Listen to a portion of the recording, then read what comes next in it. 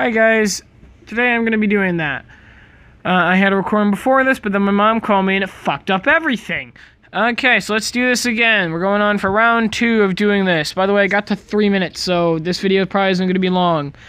I have a script, but because of how much of a fucking AI/sped ed I fucking sound while reading it, because apparently I cannot read something and then my eyes have to go focus down to the next line and then I get all fucked up. So, to save the pain of how bad I'll sound, I'm just gonna go off of what my thoughts are.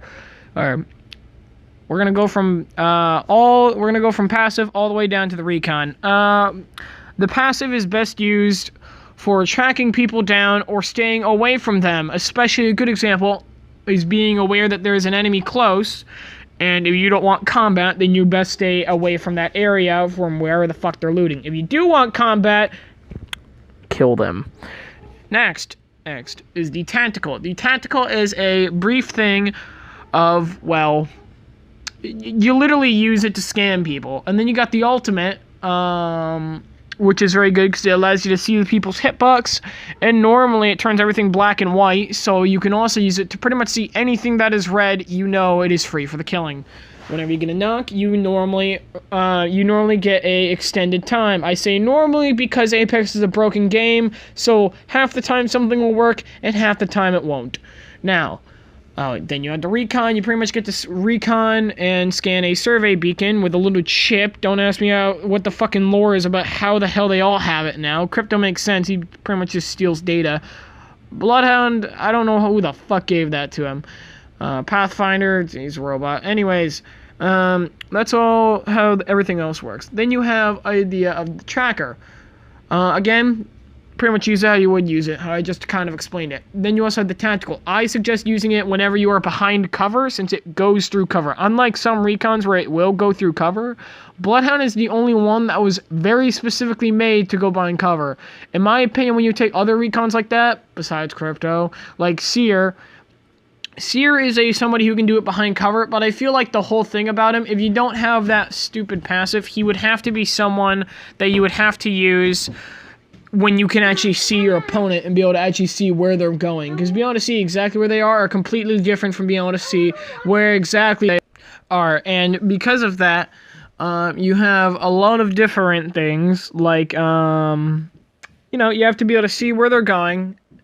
And then with that, you have to be able to scan them. And then you also have the plenty other things like the Beast of the Hunt, which literally you can see the tracks of them, like the actual footprints. You can also see the tracks, like your passive, really well. You also get to see your hitbox.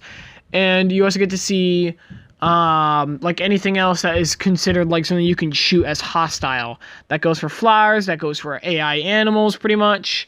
I'm pretty sure it also goes for the little loot carrier things that it's in World's Edge. And then another thing is that you can also do all of this while also being able to knock your opponent.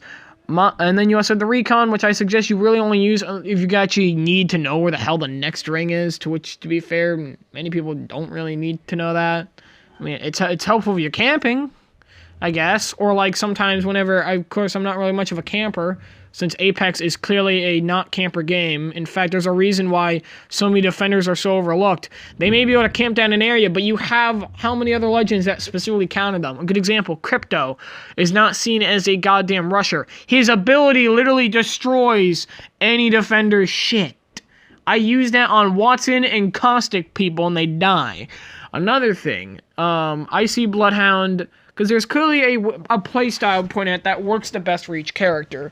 For me, it's aggressively taking something out of the pack. And what I mean by that, I mean there will always be this one player who will stray from the pack, as I call it. Pretty much, they'll run away to go heal while their teammates fight. Or they're alone. Like if you knocked them, their teammates would not be able to get there in time because they're focused on something else.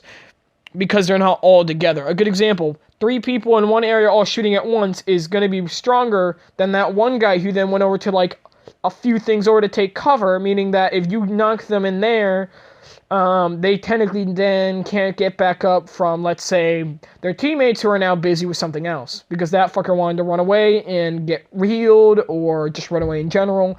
And normally I call them weaklings. They're prey now. Because now they are weak. They aren't expecting combat because they're like, okay, I'm running out and no one's going to... Hey, guess what? I have Beast of the Hunt. Or I scanned you. Or I see your tracks and I see that you're running away. Or I just plain old fucking see you. Now I'm going to fucking laser you down until you die. And then that's a knock. And if I had Beast of the Hunt while I did that, now I got more. And then I go from that to maybe getting another knock. Preferably, I'd suggest you don't knock steel with that. Please don't. I mean, if it's to save a teammate, yeah, sure, do that and then knock the other one. However, when you do that, you wait for either, and especially when you knock them too, this is my favorite part about this strategy. If you knock them and their teammates are actually good teammates, normally one of them will cover fire while the other one of those two, so you're having two people separate again, so one of them will then go to res, and then you can knock them, and then if the guy has somehow put up a fight against your other teammates, you can then knock him.